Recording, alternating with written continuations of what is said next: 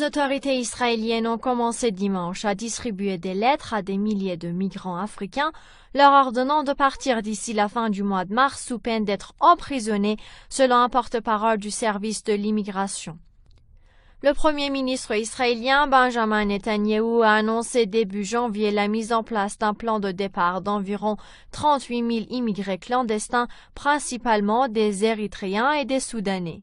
Le Premier ministre israélien n'a pas précisé vers quel pays ces personnes pourraient être expulsées, sachant qu'Israël reconnaît tacitement qu'elles ne peuvent être renvoyées au Soudan ou en Érythrée sans mettre leur vie en danger. L'Ouganda et le Rwanda ont été cités par des sources israéliennes. Mais le choix du Rwanda est-il un hasard?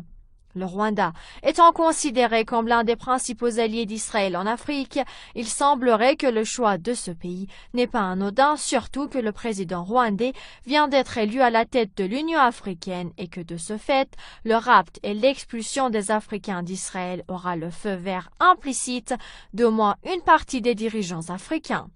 Mais ce n'est pas tout. Certaines sources affirment qu'Israël n'est pas du tout insensible aux énormes intérêts tirés du trafic d'armes dans les pays de cette région, notamment en RDC, cible ces derniers temps des tentatives de déstabilisation récurrentes des Occidentaux. Selon l'ONU, le régime israélien se trouve à la tête d'un réseau de trafic d'armes à destination du Soudan du Sud qui en dépasserait les frontières pour affecter la Centrafrique et le Congo.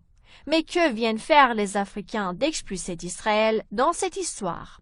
Il semblerait que les ex-puissances colonialistes et leurs alliés israéliens cherchent à créer de nouveaux groupes de rébellion dans les camps des réfugiés sur les frontières rwandaises et ougandaises avec le Congo et que les Africains d'Israël sont choisis pour s'occuper de ce sale besogne.